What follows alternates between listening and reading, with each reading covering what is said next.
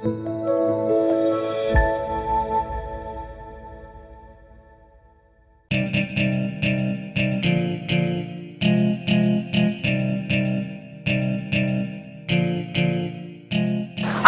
I'm Ntando Khumalo. The interview you're about to watch is one of the things we did as part of our commemorations for World Youth Skills Day. I sat down with Dr. Chitepo and we discussed the interventions to help young business people that the government of Zimbabwe has put in place. Enjoy.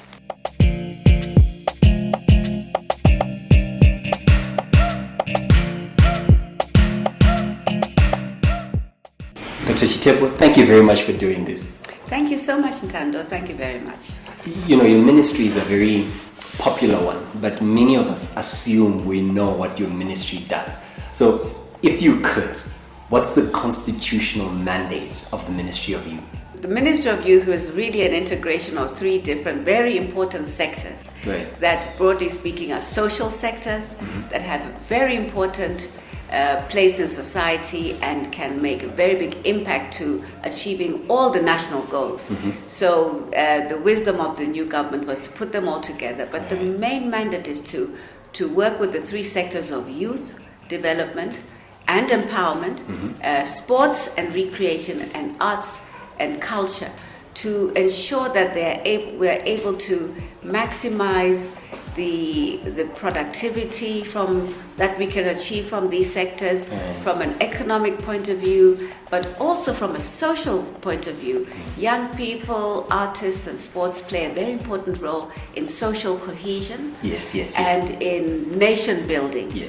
So it's a balance of the two. All three sectors play a very big role in the economy and also in the social infrastructure, social structure of the country.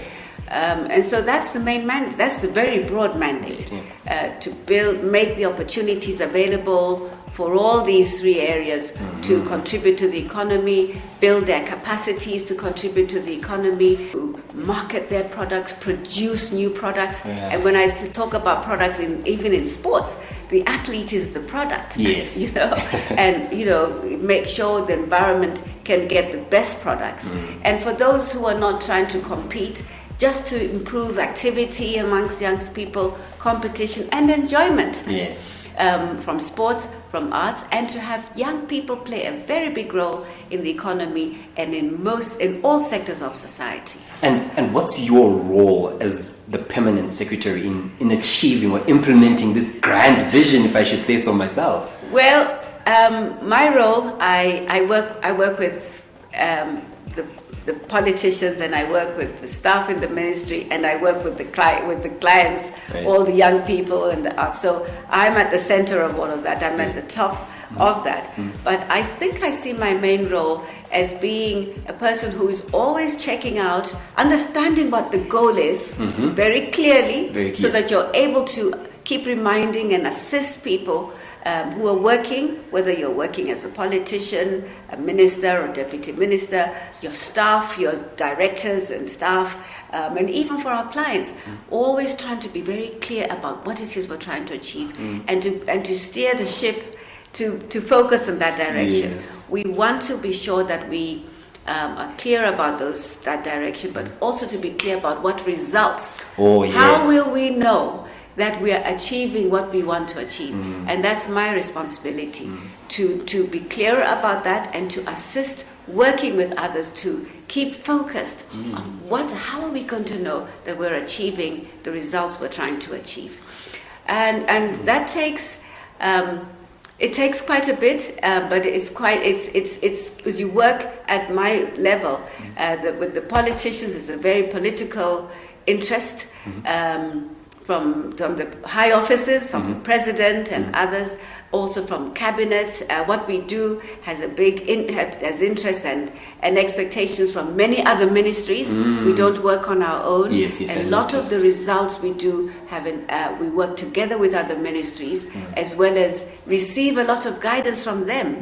Because they also see themselves as achieving as co-achievers in the results that the impact that we make. Yes. So there's very few things that we do for which we feel we are solely responsible. Yes. And as you are just explaining that to me, I'm thinking to myself, I wonder if the young people actually know this mandate and your role. Do you think the youth know that? Because they're the main client, if I could say. Well, the young people, many know, but unfortunately many do not. And one of the things that we do want to work on is improve our communication about what they should know, about what they can expect from government.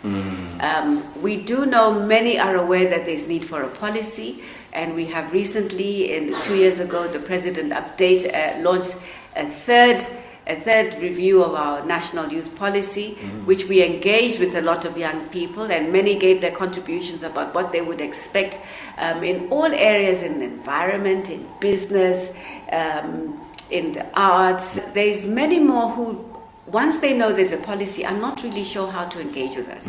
So the way we are structured is probably one way that we can work better. We have officers, yes, at head office, but we have a presence in every province. Okay. Yes, we have staff in every province, all the 10 provinces of the country. And within those offices, we have lots of staff who sort of work and engage with young people, with artists and athletes. And then in every district, we also have staff, some of who focus on youth, again, sports and arts. So in every district, you will find officers there. And then on the ground in every ward, we have officers. Wow. And all of these are people you can interface with. If you're a person interested in an artist or a young person, you can interface with them to find out more about what we can do. And I'm not sure that many are taking advantage of that opportunity. We do have some limitations in some areas for transport to be able to reach people, particularly in rural areas, and get young people together and explain to them what we do. But where we do and are able to, we do call them together. We do the same with artists. We do the same with athletes. And so that's one way in which we reach out to them. We let them know that they can come to us just for advice. You're a young person, you could be looking for a job, and we have officers there who can tell you, what you may need. Or you could be looking for advice. You want to go into business, and you've heard on the radio that, there's a program for potato growing. Yes. You want to know how to get involved, and then we direct them, or even work with them to work with the relevant ministry or whoever is implementing that program. We assist. So a lot of our work is to assist and direct them where they go. We also invite them to participate. We have lots of programs, workshops, exchange visits. You have organizations, churches or NGOs who come and say they want to have young people come together. They come to us, and then we assist in mobilizing the young people. So we also have a lot of outreach where we invite and encourage young people to come. But I think the question still remains: how many do we really reach all of them? I think there's a little more work we need to do, and partly with resources, but partly with also improving the way we do our work. So there are lots of ways in which we could improve the information about what we do. And as you're just talking and you explained to me the various levels, the ambitious side of me then came out and said there are other young entrepreneurs who are like me, who may have ideas that they want to engage the ministry. It's our parent ministry, that's who we want to engage to implement this. The engagement levels that you have explained, is that the process in engaging your ministry or your office, or there's an alternative route? Oh no, well, there are different routes. There are many different routes, but it's always a good thing to start where you are, right? Because you just never know. And there are also many different opportunities. We have ministry, and we will let you know if you don't feel satisfied. We will also let you know about others we work with. We have Empower Bank, for example, that can assist you with resources, with finance. But you still need to, the young person will still need to interface with them. Right. And through ourselves and Empower Bank, we can let you know about many other organizations. And what I would like to encourage young people is not to give up. Many Right. we meet many young people who say, "Oh, we went to your office and it didn't help." And my advice is to say, because it happens, believe it or not, even at my level, when a door seems to not open wide enough for me, then you go and look for another door. And it's an attitude we would like to young people to build amongst themselves. If it fails or you're not too satisfied, go and knock on the next door. You can even go back to the same ministry and ask to see somebody else. It just may not have been right when you did, but I would like young people to take more responsibility in making sure they get what they want. The purpose of this interview, above many other things, is to commemorate World Youth Skills Day. So I'm interested in finding out what your ministry is doing, just from what you've said, what your ministry is doing to capacitate young people to be able to fend for themselves. Good. Well, our ministry is focused on vocational skills development or vocational skills training, which and our mandate mainly addresses the needs, the skill building needs of young people who are not in the mainstream education program. So you've either a lot of our clients are young people who've either dropped out of school for economic reasons or for other reasons, or young people who have reached O-level. Many of you have reached O-level, but not been able to achieve the 5 O-levels to proceed to do their lower sixth and upper sixth and further on. Right. And because they just don't have the basic requirements, they now are now left with trying to look for options for how to either reskill themselves or improve their academic qualifications. And by the way, the statistics is that we have about 85% of our young people who do not all get 5 O-levels. 85%, yes, of those who sit their O-levels do not get the full 5 O-levels for them to proceed to Form 5 and Form 6. That's a very high statistics. And those are our clients. And for many of them, because they're now mature, young adults, it's not just a straight option of going back to school, even if they wanted to repeat. What they need to be having as a dual plan is that they need to be earning some sort of income to assist themselves, as well as have a plan for improving their skill, their skills.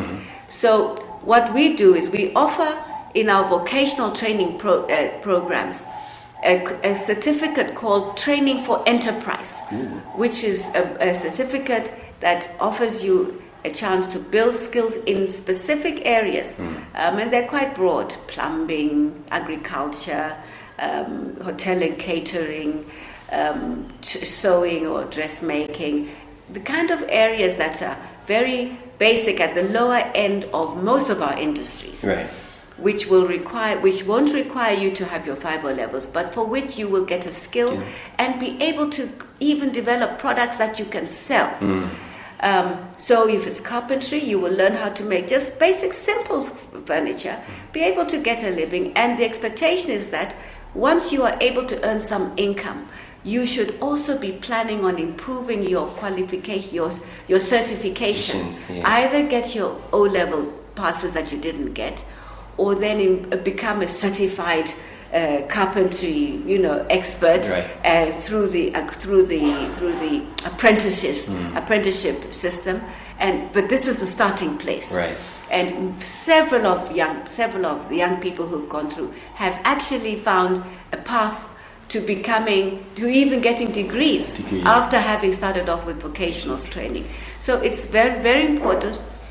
When young people graduate, we expect them to be able to immediately make a living. If you've learned how to sew uniforms or dresses, you should be able to go out and say, I can make corporate wear, just simple, overalls I can make, and you can offer yourself, and with a little machine you can even say, I can make overalls and make a little money. So that's the expectation. Any graduate who leaves out there will be able to do something. If it's in agriculture, you should be able to look after a full set of chickens without saying you still need to go for further training. So you leave with your basic training.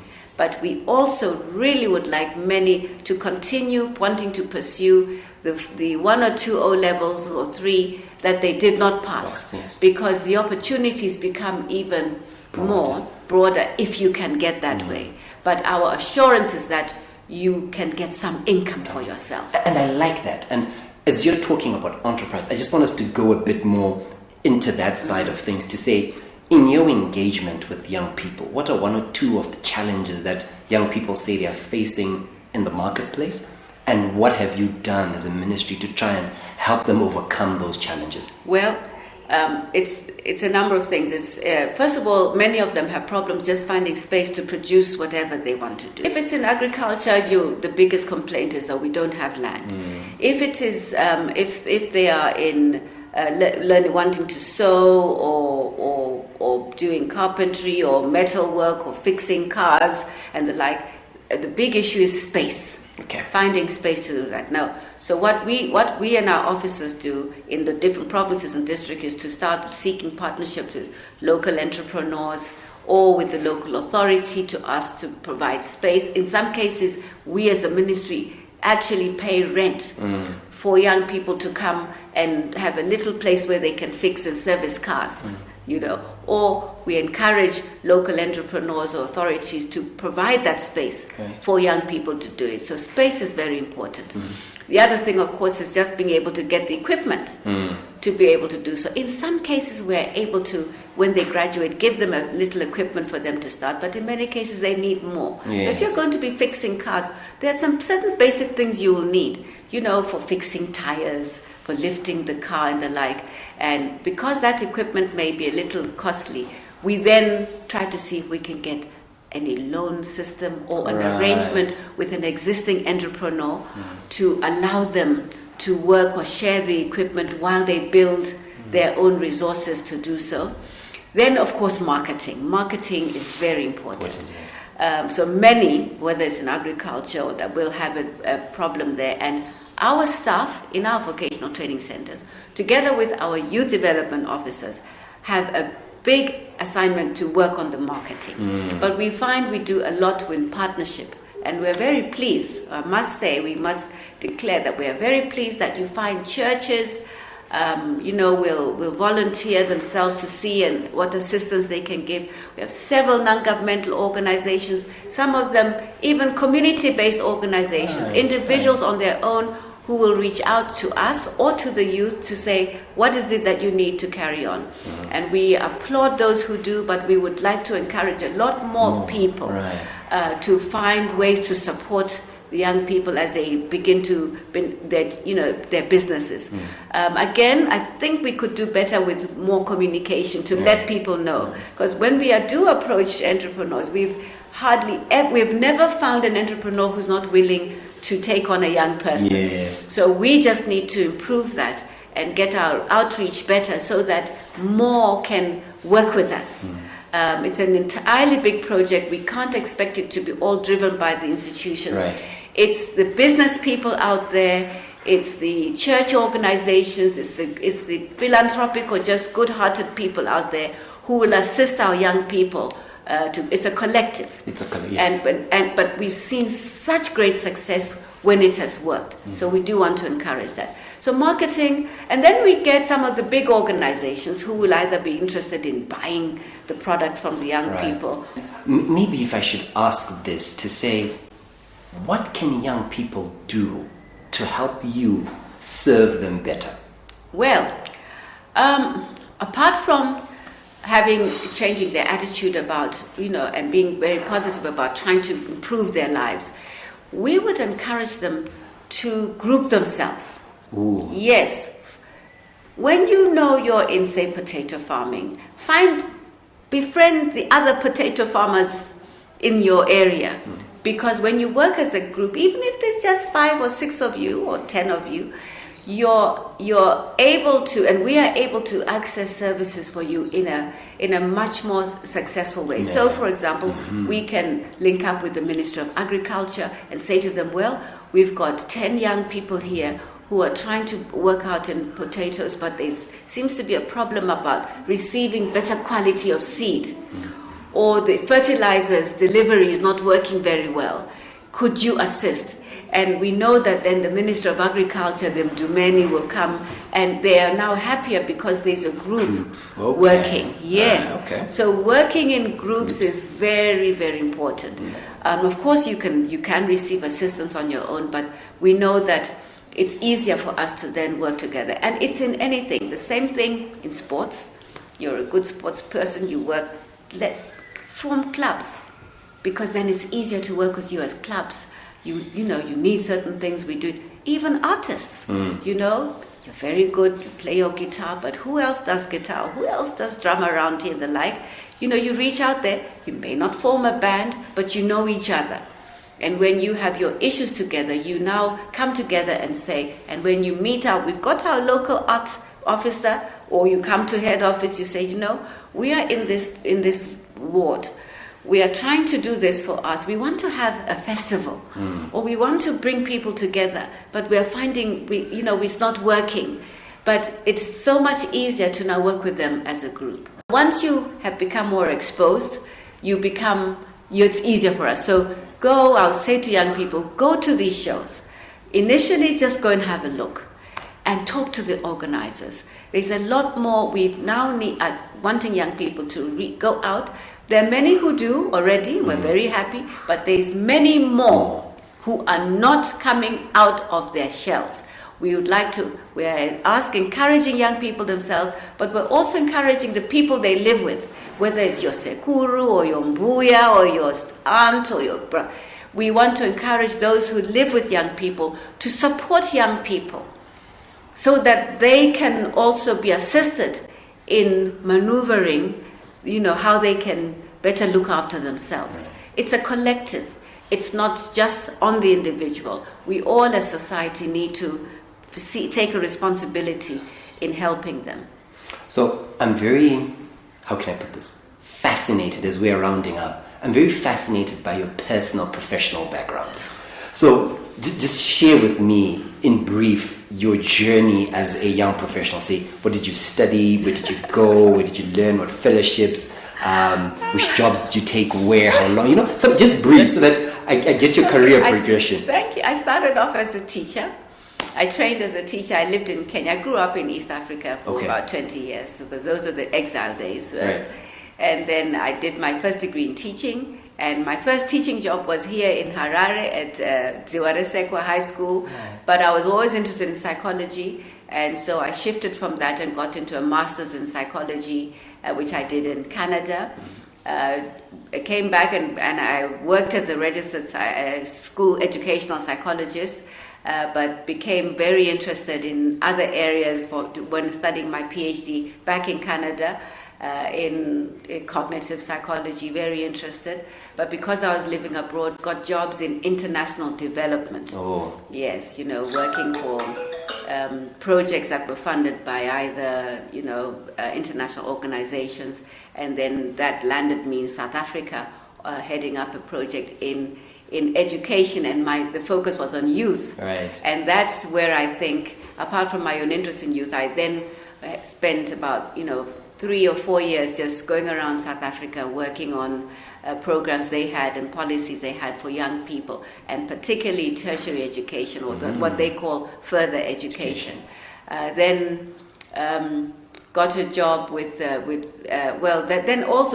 working with international organizations.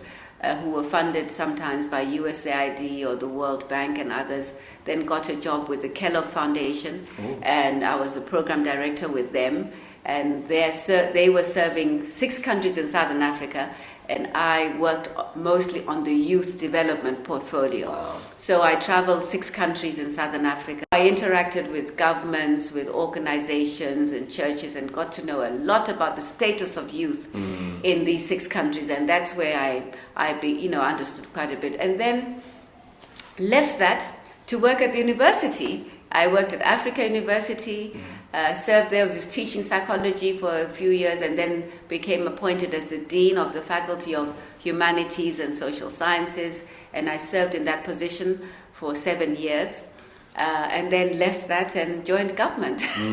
And I've been in government now 11 years. initially as a principal director, and then for the last 10 years as a permanent secretary. So my second from last question is this, because you've touched on it, and I just want to go a bit deeper. The Chitepo name and this country comes with a huge legacy and with a lot of pressure. And I know there are many other young people who have, whether it's your family name or your gender, that you feel a lot of pressure. How have you managed to keep the pressure over to work and be productive and actually achieve in spite of the pressure that comes with your family name? Well, first thing I must say is there is pressure, but there's also pleasure. To set the record straight. There's also pleasure. Right. So yes, the pressure is very daunting, and it lives with me every day. But once I decided that this is, I have to live with it and accept it, and I know that for men that there will be challenges. Not everybody will appreciate, or there will be questions as to what what the intentions are and why I'm doing this. Right. But I'm convinced, and I've been convinced for many years, that working and serving in the area I'm doing and doing what I love is the best way to even honor the work of my parents. Finally, a lot of young people are going to watch this interview, and many of them, for one reason or another, may want to leave Zimbabwe. As someone who's fighting for the upliftment and the betterment of young people, speak to them, convince them to stay. Well, there's just lots of opportunities in Zimbabwe, and I know it's telling a young person who's feeling discouraged, it'll be difficult to do so, but it starts within yourself, and being willing to do things that you may not have wanted, you may not have considered. We talked about even improving or diversifying your skills. If you've had an education background and you've passed very well in straight commercial subjects and the like, and it's not worked for you, consider taking something practical. Right. Because the entrepreneurial side is going to require a practical skill. And it doesn't mean you have to go back and do a degree in engineering. You can start off with a simple skill. You could have been interested in architecture but had a flair for fashion and say, well, let me just find out a little more and get into this. And you'll be amazed. So we do need to be willing and adventurous to try out things that you may not have thought about. Right. And that's, you do need to be courageous. It may mean moving out of the support sphere that you have perhaps from your guardians or parents and what you've had for several years of being in a formal high school where you didn't have much exposure to the practical side of things. But the truth is, once you get the courage to do so, you'll be amazed that there are opportunities there. And I also do know that for those who have the opportunity, who have been elsewhere to other countries and abroad, there are always ways that your skills can be used at home. Yes. The experience from abroad can also benefit you here. So it works both ways. There are many young people who are out there and wondering how they can come back. They can come back. I still believe that with the industrial drive globally and locally, the knowledge of some skill area is what will give you that advantage. And don't be too ambitious. Start off with $20 a month on top of $10. It's great. In 6 months, you'll be talking about $35. In a year, it will be $50. In 5 years, it will be $5,000. So start small, don't be ambitious. Your ambition must be about trying to get somewhere, not to get there immediately. There's room in all areas. So go out there and be interested and be adventurous. Dr. Chitepo, thank you very much for your time. Thank you very much, Ntando. Thank you.